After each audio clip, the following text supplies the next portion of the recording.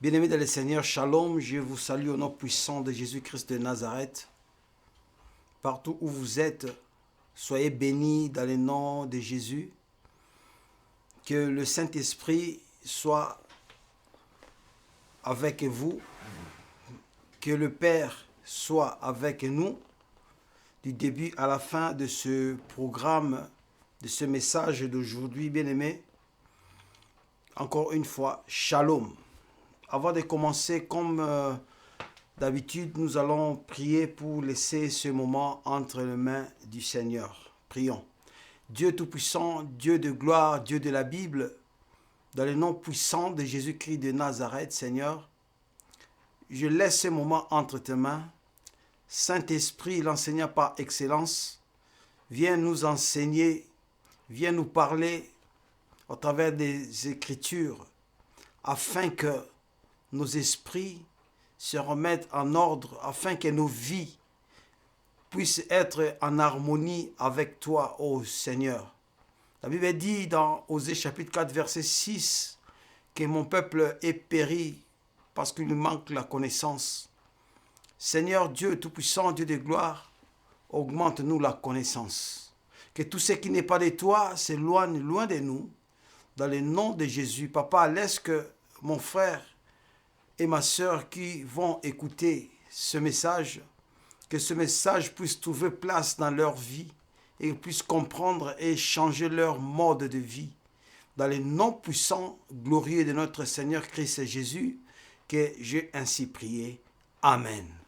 Amen. Encore une fois, bien-aimés dans le Seigneur, je suis dans la joie de venir dans vos maisons, dans vos petits écrans, afin de partager cette parole. Vous savez, il y a un moment donné, on avait commencé un bon thème, un grand thème sur le temps de la grâce, qu'on avait commencé, on avait défini ce que c'est le temps de la grâce, on avait parlé du comportement. Quel sera le comportement d'un croyant? Quel sera le comportement d'un disciple? Parce que, bien dans le Seigneur, lorsque le Seigneur viendra prendre son Église, il ne viendra pas prendre le chrétien. Le chrétien, ce n'est pas le chrétien qui va partir, mais celui qui va partir, c'est un disciple, le disciple de Jésus-Christ de Nazareth. Voilà pourquoi, bien-aimés, aujourd'hui, nous allons continuer ce message que le comportement qu'un chrétien doit afficher, comment doit se comporter. La Bible déclare, je vais lire, c'était dans Actes chapitre 2 du verset 40, la Bible nous dit ceci, et par plusieurs autres paroles, il les conjurer et les exhorter, disant, sauvez-vous de cette génération perverse. Nous avons dit que l'apôtre Pierre est en train d'exhorter ses contemporains de se sauver de la génération, de cette génération-là qu'il a appelé une génération perverse, c'est-à-dire une génération mauvaise, une génération méchante. Et cette parole nous concerne aussi. Bien-aimés dans le Seigneur, on avait dit que le temps de la grâce, ou la période de la grâce, c'est un temps où le Seigneur nous a accordé afin que nous puissions nous repentir pour préparer notre vie, afin que lorsqu'il va venir, qu'il puisse prendre son Église. Et il faut qu'il y ait un comportement tout au long de ce moment, de ce temps de la grâce. Parce que le temps de la grâce, ce n'est pas un temps que le Seigneur nous a accordé afin que nous puissions faire ce que nous voulons. Non, bien-aimés dans le Seigneur. Mais il y a un comportement que nous devons afficher. Mais le comportement là, apôtre Paul dit, il faut que nous nous séparons, nous nous sauvons de cette génération qui est une génération mauvaise. Nous avons commencé de parler de la génération expliquer un peu la génération, et nous avons dit que ce monde où cette génération est séduit est détruit par la séduction. Donc le diable est venu avec la séduction pour détruire le monde. La génération perverse, une génération méchante, n'a pas commencé aujourd'hui, a commencé depuis le livre de Genèse. J'avais dit que le comportement est que nous devons nous sauver, nous devons fuir, nous devons nous séparer de cette génération. Voilà pourquoi, bien dans le Seigneur, aujourd'hui, nous allons parler des points que le diable est en train de séduire le monde. J'avais dit que le diable séduit le monde par la mode. Aujourd'hui, nous allons essayer de parler par la grâce de Dieu de la mode. Mais avant de parler de la mode, je veux essayer de définir ce que c'est la mode. La mode, j'ai pris, bien aimé dans le Seigneur, la définition ou les définitions que l'homme a défini les modes. L'homme, je veux m'asseoir, je veux m'appuyer par rapport, bien aimé dans le Seigneur, aux définitions de l'homme et nous allons développer là-dessus et nous allons voir les Écritures par rapport à la pensée de l'homme, par rapport à la mode. Qu'est-ce que nous dit la Bible par rapport à la mode? L'homme définit la mode comme suite. Il dit que la mode, c'est la nouveauté. La mode, c'est la nouveauté. Il continue. Il dit que la mode, c'est le reflet d'une époque. Le reflet, donc la mode reflète une époque, un pays, une culture ou le reflet d'une population, c'est-à-dire à partir de la mode, à partir du comportement, à partir du comportement de cette population, leur façon de vivre, leur façon d'être, on va essayer de les distinguer. Voilà pourquoi il dit que la mode, c'est le reflet, est en train c'est le reflet d'une époque, d'un pays, d'une culture ou d'une population.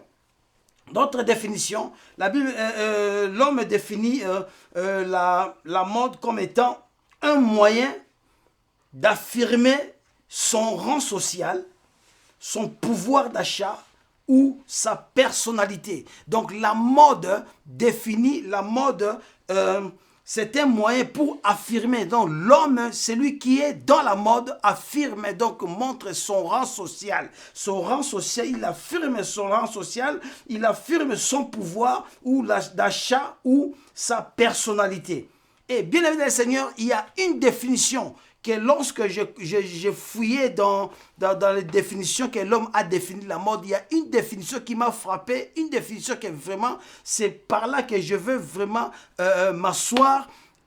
Tout au long de ces programmes, je vais toujours rappeler cette définition-là. Bien aimé, l'homme dit ceci, l'homme dit que la mode est une provocation contre l'ordre établi. Je reprends.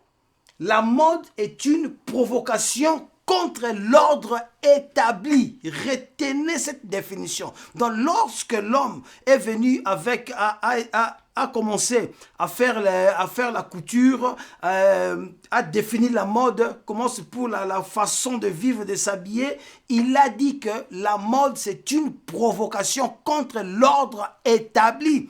L'ordre établi par qui? Quel ordre? Nous allons voir ça, bien aimé, lorsque nous allons commencer à développer ce point. L'homme dit, suivre la mode, c'est obligatoire. Bien aimé, lorsque j'ai lu cela, je dis, mais ça, c'est un peu compliqué. Donc, celui qui n'est pas dans la mode, il n'est pas dans le rang. C'est comme si celui qui ne suit pas la mode, il ne vit pas sur cette terre. Dans cette terre, il faut que tu suis la mode. Voilà pourquoi il a dit que la mode, donc l'homme dit que suivre la mode, c'est obligatoire. Pour l'homme, suivre la mode, c'est obligatoire. Voilà. Donc, selon l'homme, le but de la mode, c'est de se faire beau. L'homme a dit, quand je lis, il a dit que la mode, le but de la mode, c'est de se faire beau. C'est-à-dire de se faire, donc avoir un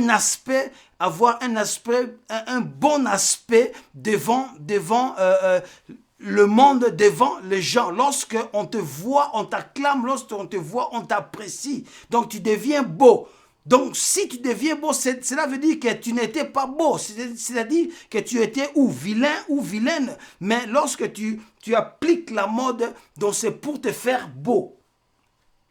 L'homme dit que les modes se font et le mode se défend. Donc cela veut dire quoi? Cela veut dire que il y a des époques, il y a des périodes, l'homme doit s'adapter à la mode, doit être à la mode. Donc si on sort une mode, on sort quelque chose, il faut que l'homme puisse en avoir, l'homme puisse s'attacher à cela. Et tu verras que après quelques telles périodes, cela va passer, il y aura d'autres choses qui vont remplacer. Donc le mode c'était fait et c'était défait après. Donc voilà, il dit, quand on parle de la mode, on a en tête, bien aimé dans le Seigneur, lorsque on parle de la mode, on a en tête l'industrie de l'habillement. Lorsqu'on parle de la mode, on parle de l'habillement, on parle de la beauté ou du luxe, on parle des choses, donc des beautés cosmétiques, des produits cosmétiques, on parle de la marque qui crée et développe les accessoires pour embellir le look. C'est ça la mode. Donc, lorsqu'on parle de la mode, on voit ces points-là. Et nous allons maintenant commencer, bien aimé le Seigneur, étudier, parler un point par point par rapport à la mode. Parce que nous sommes seulement du point là que le monde est séduit par la mode. Or, lorsqu'on parle de la mode, on a dit qu'on voit l'industrie de l'habillement. On va parler de l'habillement ce soir, bien aimé, par la grâce de Dieu. Nous allons ouvrir, bien aimé dans le Seigneur, Genèse chapitre 3.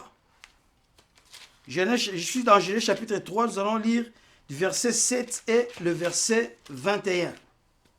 Nous allons voir ce que l'homme a dit par rapport à l'habillement et ce que la Bible nous recommande par rapport à l'habillement. La Bible dit dans Genèse chapitre 3, du verset 7. La Bible dit ceci, « Les yeux de l'un et de l'autre s'ouvrirent. Ils connurent qu'ils étaient nus et ayant cousu de feuilles de figuier, ils s'en firent des ceintures. » Donc là, on nous parle d'Adam et Ève, les premiers hommes sur la terre lorsqu'ils ont péché et ils ont reconnu qu'ils étaient nus. La Bible dit qu'ils devaient couvrir leur nudité et ils ont allé prendre de feuilles de figuier pour faire des ceintures. Cela veut dire pour couvrir leur nudité. Mais le verset 21, qu'est-ce que nous dit? Le verset 21 nous dit ceci. L'Éternel fit à Adam et à sa femme des habits de peau. Et il les en revêtit. Vous voyez la différence? L'Éternel fit à Adam et à sa femme des habits de peau et il les en revêtit. C'est-à-dire, lorsque Dieu commence à parler avec Adam et Ève, après les avoir maudits, Dieu a vu que l'homme, il ne peut pas laisser l'homme nu. Qu'est-ce qu'il a fait? Il a tué des animaux et il a pris la peau des animaux. Dieu a fait des habits et il a revêti l'homme et sa femme. Donc, c'est Dieu qui est la première personne de fabriquer des beaux habits, bien aimé dans le Seigneur. L'homme selon son intelligence, il a pris juste des feuilles pour couvrir sa nudité. Or, nous savons que les feuilles d'un arbre, après quelques temps, ça va sécher. Et après quelques temps, après l'avoir séché, ça va se déchirer en miettes. Et il deviendra de nouveau nu. Mais Dieu, par sa souveraineté, Dieu, qu'est-ce qu'il a fait? Dieu, tellement qu'il est bon, il a tué un animal.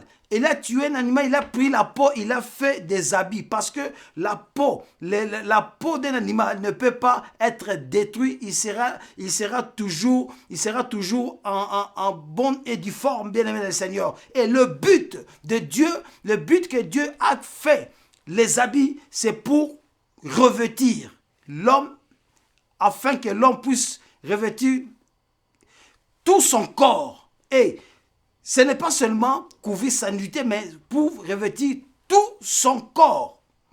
Alors, bien aimé dans le Seigneur, c'est ça le but de l'habit. Mais qu'est-ce que l'homme a dit? L'homme a dit que la mode, c'est une provocation contre la loi établie. Dieu a établi une loi que l'homme ne peut pas être nu. L'homme doit couvrir tout son corps. Mais lorsque l'homme est venu, l'homme a fait de sa façon. Nous avons vu Adam. La pensée que Adam avait, c'est ce que l'homme a jusqu'à présent. C'est ce que l'homme veut jusqu'à présent.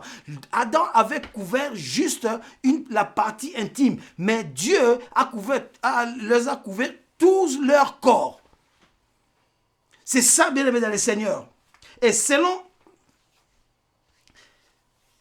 Ésaïe chapitre, la façon de l'habillement du Seigneur ne change pas, bien aimé dans le Seigneur.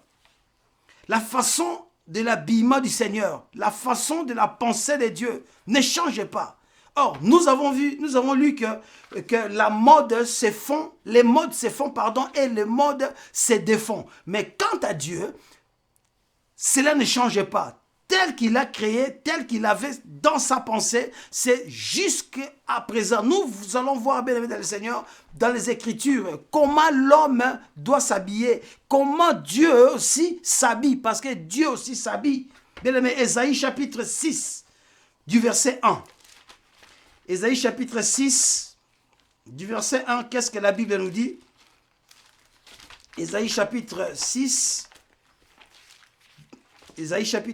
du verset 1. La Bible dit ceci.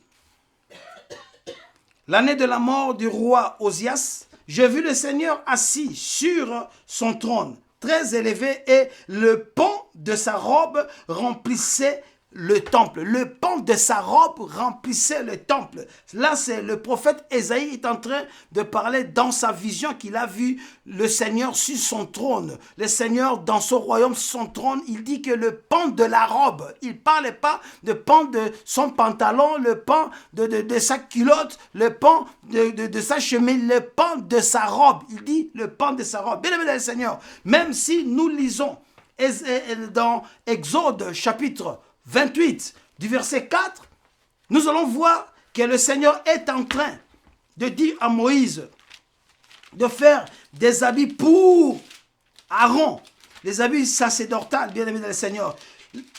Pour Aaron, qu'est-ce qu'il a dit? Voici le vêtement qu'ils feront, un pectoral, un éphod, une robe. Une robe. Pourquoi, bien aimé? Pourquoi il y a beaucoup de versets bibliques qui nous parlent là? Dans l'Ancien Testament, il s'habillait en robe. Pourquoi? L'image de la robe, c'est quoi? L'image de la robe, c'est donc de s'habiller convenablement de façon que tout ton corps doit être couvert. À partir de tes épaules, de ton cou jusqu'aux pieds. Bien aimé, ça doit être couvert. Je vais te donner des versets bibliques, comme ça tu vas lire chez toi à la maison. Tu vas lire Exode chapitre 28, du verset 4. Tu vas lire 31, même Exode chapitre 28, tu vas lire le verset 34, le verset 31 au verset 34. Tu vas lire Exode chapitre 29, du verset 5. Tu vas lire Exode chapitre 39, du verset 22 au verset 26. Tu vas lire 1 Samuel chapitre 2, 1 Samuel chapitre 2, du verset 19. Tu vas lire Luc 15, du verset 22. Tu vas lire Apocalypse 6, du verset 11. Je vais lire Apocalypse 6, du verset 11. Apocalypse chapitre 6, du verset 11. La Bible dit ceci.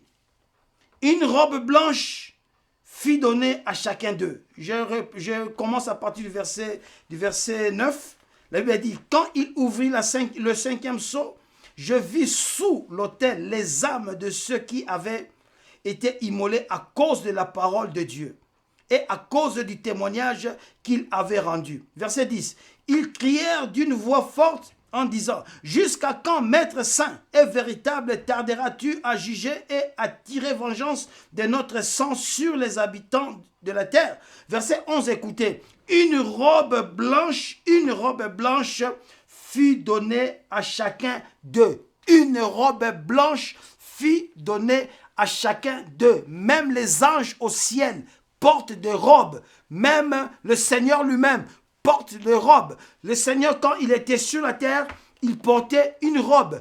Jadis, il portait des robes. Cela veut dire quoi? L'image, comme j'avais dit, c'est l'image de la couverture de tous les corps. Donc, lorsque tu t'habilles, il faut que tu t'habilles de façon que tout ton corps soit couvert. Tu ne peux pas t'habiller une partie qui est exposée, une partie qui est couverte. Mais tu dois te couvrir tout le corps, bien aimé dans le Seigneur. Je suis en train d'avancer. Mais comment un disciple peut-il s'habiller? Comment un disciple peut-il s'habiller? Comment un disciple peut-il s'habiller? Nous allons lire. Nous allons essayer de voir maintenant dans 1 Timothée. 1 Timothée chapitre 2, du verset 9 au verset 10. Tout le monde connaît ce passage. 1 Timothée chapitre 2 du verset 9 au verset 10. Excusez-moi. 1 Timothée chapitre 2 du verset 9 au verset 10. Ça, c'est l'apôtre Paul qui est en train de donner une recommandation. Il fait une recommandation à son fils dans la foi, Timothée. Il dit ceci: je veux aussi que les femmes vêtues d'une manière décente, avec pudeur et modestie, ne séparent ni de tresses, ni d'or, ni de perles, ni d'habits somptueux, Je veux aussi que les femmes vêtues d'une manière décente, avec pudeur et modestie, non pas avec des habits somptueux, d'une manière décente. Cela veut dire d'une manière exacte. Une tenue décente, c'est vêtir d'une manière correcte, d'une manière convenable, d'une manière au regard de ce qu'il est normal d'entendre, d'une manière juste. Donc, lorsque tu t'habilles, il faut que tu t'habilles d'une manière juste. Lorsqu'on te regarde, que tout le monde puisse dire « Waouh, il s'est bien habillé ». Être bien habillé dans le Seigneur, ce n'est pas seulement des habits qui coûtent trop cher. À s'habiller avec pudeur, donc c'est-à-dire t'habiller convenablement. Comme nous avons lu dans la parole de Dieu, qu'il dit « Le pan de la robe du Seigneur remplissait ». C'est-à-dire il y avait là une robe blanche. Si nous regardons, nous lisons, nous verrons que même dans l'Apocalypse, lorsque le Seigneur a apparu à Jean, il avait des vêtements, bien-aimés du Seigneur, longs, une robe longue, bien-aimés du Seigneur, qui couvrait tout son corps.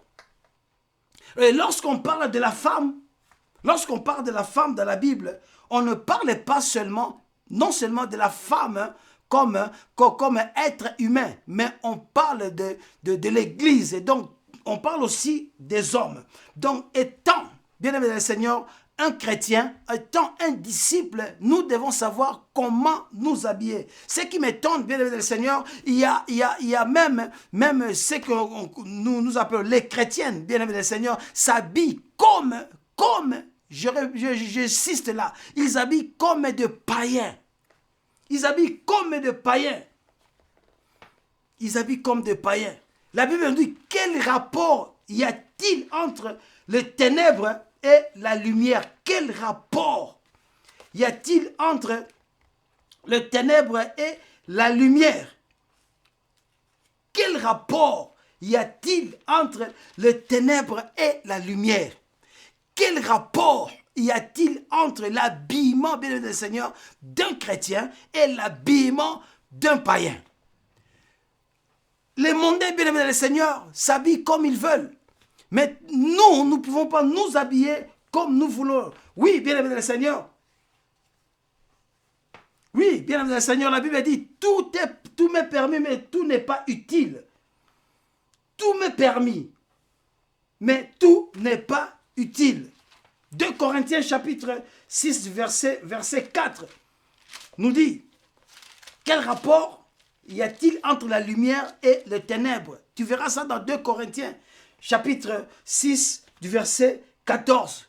Donc, étant un chrétien, étant un disciple, je dois savoir comment m'habiller. Bien aimé le Seigneur, la Bible dit, est-ce que la nature ne vous enseigne-t-elle pas? La nature elle-même ne peut pas vous enseigner. Il y a des places, bien aimé le Seigneur, dans ce monde. Si tu t'habilles mal, tu ne peux pas entrer. Il y a des places, bien aimé le Seigneur, dans ce monde. Si tu ne t'habilles pas en costume, on ne peut pas te recevoir. Il y a des places, bien aimé, l'habit, lorsque tu t'habilles, même si tu es juste, même si tu as un bon comportement, mais si tu t'habilles mal, on peut te définir. Avant de te découvrir ou pas, d'abord te définir. Les gens, bien aimés dans le Seigneur, qui vont escroquer, ces gens-là, bien aimés, ils s'habillent très bien chic.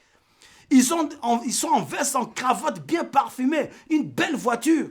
Lorsque l'apparence, bien aimé, lorsque tu la vois comme ça, il te dit que je suis tel, tu vas accepter. Pourquoi? Par rapport à son habillement.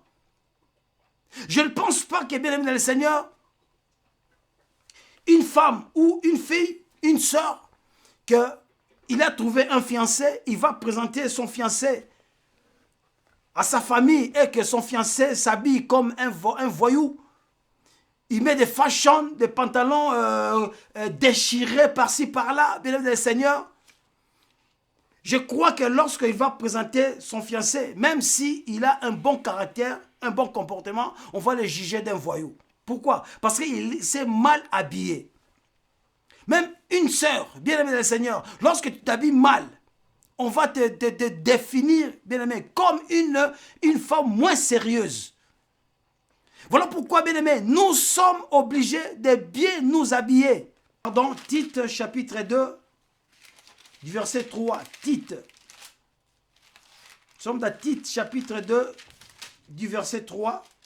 La Bible dit que les femmes sages doivent aussi avoir l'extérieur qui convient à la sainteté. Je reprends. Dit que les femmes sages doivent avoir aussi l'extérieur qui convient à la sainteté. Dit que les femmes sages doivent aussi avoir, il dit, doivent aussi avoir l'extérieur qui convient à la sainteté. Cela veut dire quoi? Cela veut dire que même si nous cherchons la sainteté au niveau de l'esprit, mais nos corps aussi doivent refléter cela. C'est-à-dire quoi? C'est-à-dire que nos façons d'habillement, bien aimés, doivent aussi attirer. Nous devons donner l'exemple aux autres. Comment, bien aimé le Seigneur, moi qui suis mal habillé, je peux aller parler de la part du Seigneur à quelqu'un qui ne connaît pas Jésus? Comment il va accepter la parole? Comment il va accepter Jésus pendant que ma tenue n'est pas convenable? Voilà pourquoi même nous les parents, bien aimés du Seigneur, nous devons être les exemples pour nos enfants. Il faut que nous nous habillions correctement. Je ne peux pas imaginer, tu ne peux pas imaginer, bien aimé du Seigneur, plus précisément ici en Europe, mais ça affecte déjà l'Afrique. Bien aimé du Seigneur, tu verras dans le monde, les parents s'habillent mal à la maison. Je ne pense pas, lorsqu'on était des enfants, jusqu'à mon âge, je n'ai jamais vu, bien aimé dans le Seigneur, excusez-moi les termes, je n'ai jamais vu, bien aimé dans le Seigneur, les cuisses de ma mère ou les jambes de mon père. Jamais. Mais aujourd'hui, bien aimé dans le Seigneur, dans notre génération, tu verras que les enfants en mini-jupe, les enfants aux petites culottes à la maison, la maman, la petite culotte, le papa, petite culotte et confusion totale, bien aimé dans le Seigneur. C'est comme si on était dans Sodome et Gomorrhe. Il n'y a plus la pudeur, bien aimé dans le Seigneur. Les enfants voient les jambes, les enfants voient les cuisses de leurs parents. Les parents aussi voient les cuisses de leurs enfants, de filles, de garçons. Bien aimé le Seigneur, c'est honteux. C'est honteux. C'est ça l'homme bien-aimé. Il a dit que la mode c'est la provocation contre l'ordre établi. Un parent respectueux, un parent qui se respecte, bien aimé, il ne peut pas laisser son corps à la vue de ses enfants. Un enfant qui respecte ses parents ne peut pas laisser son corps à la vue de ses parents. Même en dehors, bien aimé du Seigneur, nous allons voir, surtout en été, tu verras, c'est catastrophique, bien aimé du Seigneur. Surtout en été, il faut qu'en Europe, qu'il y ait toujours, donc du 1er janvier au 31 décembre, qu'il y ait l'hiver. Là, au moins, on va respirer. Mais en été, on ne respire plus. C'est Sodome et Gomorrhe. Tellement qu'il fait chaud. Bien aimé, en Afrique, il fait chaud, plus chaud qu'ici en Afrique. Pardon, ici en Europe. Et nous verrons, bien aimé le Seigneur, cette mentalité-là. Il s'habille, il laisse le ventre dehors. Même les chrétiens s'habillent pareil. Vous verrez bien, mais dites-moi maintenant la différence entre celui qui met le collant sans pour autant mettre une robe longue et celui qui met un jean serré. Il n'y a pas de différence, bien aimé le Seigneur. Il n'y a pas de différence. Qu'est-ce qu'on dit? C'est la mode. La mode. Bien aimé, la mode peut t'amener en enfer. On nous parle de la sainteté de l'extérieur. C'est la sainteté de l'extérieur, c'est-à-dire ta façon, bien aimé le Seigneur, ta façon de t'habiller. Ta façon de s'habiller, bien aimé le Seigneur, doit être convenable comme Paul l'a recommandé à Timothée. Il faut qu'une femme, bien aimé le Seigneur, s'habille. Son habillement doit être décente. Il doit s'habiller avec pudeur. C'est-à-dire avec respect. J'aime bien comment, bien aimé le Seigneur, les femmes des Arabes s'habillent avec des longues robes. Même eux-mêmes, les maris, s'habillent avec des robes longues, bien aimé le Seigneur. Il faut savoir bien s'habiller. L'habillement, bien aimé le Seigneur, si tu t'habilles mal, tu iras en enfer. Oui, tu iras en enfer. Tu iras en enfer, bien aimé dans le Seigneur. Parce que, pourquoi j'ai dit ça? Parce qu'on nous demande de nous habiller, d'avoir un aspect extérieur de sainteté, c'est-à-dire ce corps. Nous avons vu, bien aimé, comment les robes blanches, les robes longues, bien aimé, c'est-à-dire couvrir tout le corps.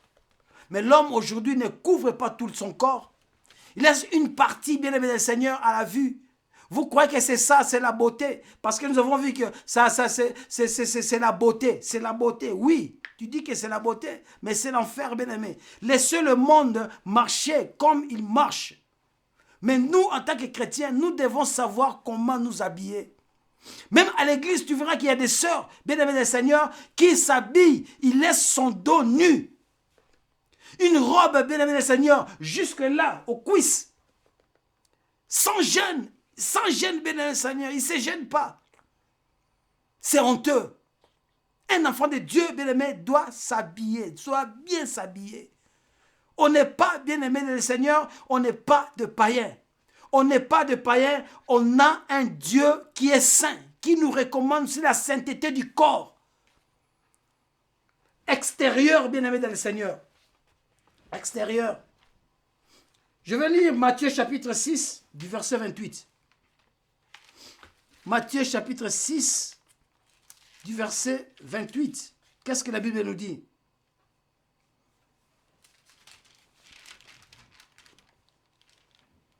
Matthieu chapitre 6. Matthieu 6 du verset 28. La Bible dit, c'est le Seigneur. Il dit, et pourquoi vous vous inquiétez au sujet du vêtement? Pourquoi vous vous inquiétez au sujet du vêtement? L'homme veut s'habiller cher, oui, c'est bien, ce n'est pas mauvais. Mais l'habillement qui coûte cher, ce n'est pas ça qui te fera la classe.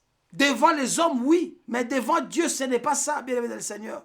Tous ceux qui s'habillent mal, bien-aimé, déshonorent Dieu, déshonorent Dieu, déshonorent Dieu. Tous ceux qui s'habillent mal déshonorent Dieu. Même l'habillement des frères, aujourd'hui les frères s'habillent en sexy. S'habillent en sexy, bien-aimés dans le Seigneur. Ce n'est pas normal. Des pantalons serrés comme des gays, bien-aimés dans le Seigneur. Des serre-corps. On n'a pas honte. On n'a pas honte, bien-aimés dans le Seigneur. Essayons de rectifier cela. Essayons de changer notre façon de s'habiller. Essayons, bien-aimés dans le Seigneur, de changer notre façon. Nous ne devons pas nous habiller selon la mode. Non. Nous allons nous habiller parce que le Seigneur nous a recommandé de nous habiller. Pour, bien-aimés dans le Seigneur, couvrir notre corps. Mais beaucoup achètent des habits non pour couvrir leur corps, mais pour se faire voir. Le luxe. Pour se faire voir. Pour se faire voir. Bien-aimé, quelle est la différence entre celui qui porte un pantalon ou une robe de 5 € et celui qui a porté une robe de 5 000 €? Quelle est la différence? Peut-être moi qui porte un habit de 5 €, je suis bien habillé par rapport à toi. Et tu verras que cette robe-là de 5 000 €, bien-aimé, c'est une robe sexy. Ça ne donne pas gloire au Seigneur. Il faut savoir s'habiller. Il faut savoir, bien-aimé dans le Seigneur, il faut savoir s'habiller. Il faut savoir s'habiller. 1 Corinthiens chapitre 7, du verset 3 au verset 4. Qu'est-ce que la Bible dit? 1 Corinthiens chapitre 7, 1 Corinthiens chapitre 7, verset 3 au verset 4. Que le mari rende à sa femme ce qu'il lui doit, et que la femme agisse de même envers son mari. Verset 4. Ce n'est pas la femme qui dispose de son corps, c'est son mari. De même, ce n'est pas le mari qui dispose de son corps, c'est sa femme. Je reprends le verset 4. Ce n'est pas la femme qui dispose de son corps, c'est son mari. Ce n'est pas la femme qui dispose de son corps, mais c'est son mari. Bien-aimé le Seigneur, l'Église, c'est l'épouse de Christ. La Bible dit que nous sommes le corps du Christ. Étant corps du Christ, nous devons nous habiller conformément à la parole, comme notre Dieu veut que nous habillions. Nous habillons, bien-aimé le Seigneur. Mon corps, ce n'est pas mon corps. Mon corps appartient à Jésus. Si mon corps appartient à Jésus, je dois respecter ses principes. Si mon corps appartient à Jésus, donc je dois bien m'habiller afin de donner gloire au Seigneur. Si je m'habille mal, genre je déshonore mon Seigneur. La femme, bien aimée, dans un couple, la femme qui s'habille mal déshonore son mari. Le mari qui s'habille mal déshonore sa femme. Lorsqu'il s'habille mal, il y a des gens, bien aimés, ça me dépasse, ça me dépasse. Cela me dépasse. Il y a des chrétiens, bien aimés dans le Seigneur, qui recommandent à leurs femmes de s'habiller en mini-jupe, en mini-robe. Vous vous rendez compte? Ta femme, tu laisses ta femme exposer sa moi j'appelle ça sa nudité. Elle expose ses jambes, bien aimés dans le Seigneur. Ma soeur, ton corps c'est pour ton fiancé, ton corps c'est pour ton mari. Cherche à bien t'habiller. Toi qui pousses ta femme à mal s'habiller, bien aimé, tu es en train d'exposer ta femme. Voilà pourquoi aujourd'hui aussi, beaucoup de lieux, il y a des viols à cause de l'habillement. À cause de l'habillement. Nous séduisons, bien aimé dans le Seigneur. Lorsque je m'habille mal en sexy, je suis en train de séduire. Je suis en train de séduire. Or, lorsque je séduis, bien aimé le Seigneur, c'est un péché. Si je meurs aujourd'hui, je vais en enfer. Les habits peuvent nous amener en enfer.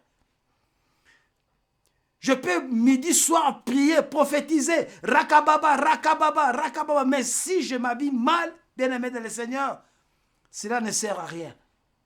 Et nous verrons même, bien aimé le Seigneur, à l'église, Tu verras les femmes qui mettent des pantalons serrés, mais au-dessus, ils mettent une écharpe. Pourquoi? Mais une robe.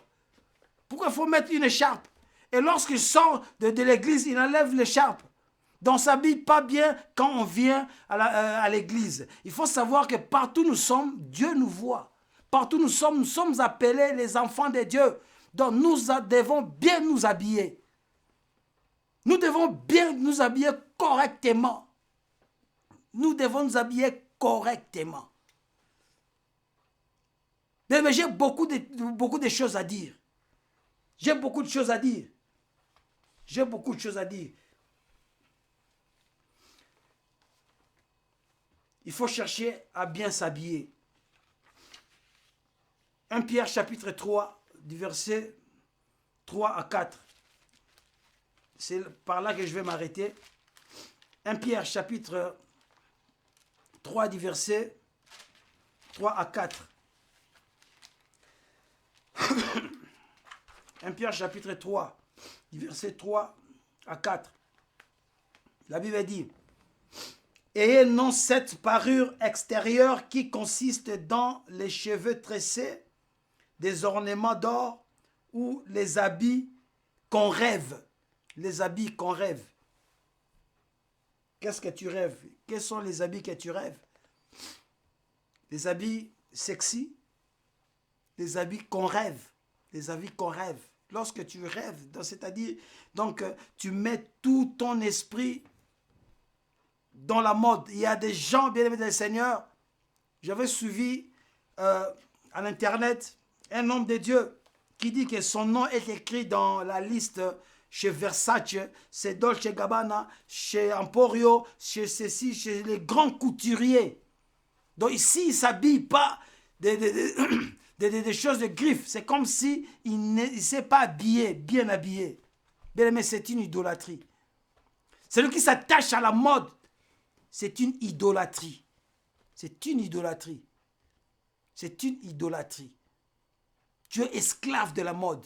Il y a des enfants de Dieu qui sont esclaves de la mode. Habille-toi parce que tu veux couvrir ton corps. Et non que tu t'habilles, bien-aimé dans le Seigneur, pour prouver aux gens. Pour te faire beau, pour te faire voir. Non. Habille-toi parce que tu veux t'habiller. Même si tu veux mettre un habit de 20 000 euros, c'est toi. Mais que ça soit un bon habit. Que ce soit des habits décents. Que ce soit des habits qui vont vraiment faire gloire, donner gloire au Seigneur. Et non gaspiller son argent pour des futilités, gaspiller son argent pour des vêtements, bien aimés du Seigneur, qui n'ont pas de sens. Robe de 5 000 euros, de 500 euros, mais elles défendent jusque là. Bien aimés du Seigneur, nous sommes des enfants de Dieu. Nous devons savoir nous habiller. Toi qui habilles mal, cherche à corriger ta façon de t'habiller. Ne marche pas selon la mode. Ne t'habille pas selon la mode. Mais habille-toi pour couvrir ton corps. Du haut en bas. Et tu donneras gloire à Dieu. Et tu feras plaisir au Saint-Esprit. Que Dieu vous bénisse abondamment. Si Dieu fait grâce, prochainement nous allons parler du deuxième point, toujours dans la mode. Nous allons parler de produits cosmétiques, c'est-à-dire de la beauté. Nous allons voir la source, bien aimé, toujours dans l'homme, la découverte de l'homme. Nous allons voir tout cela conformément à la parole de Dieu. Qu'est-ce que nous demande la parole? Que Dieu vous bénisse abondamment.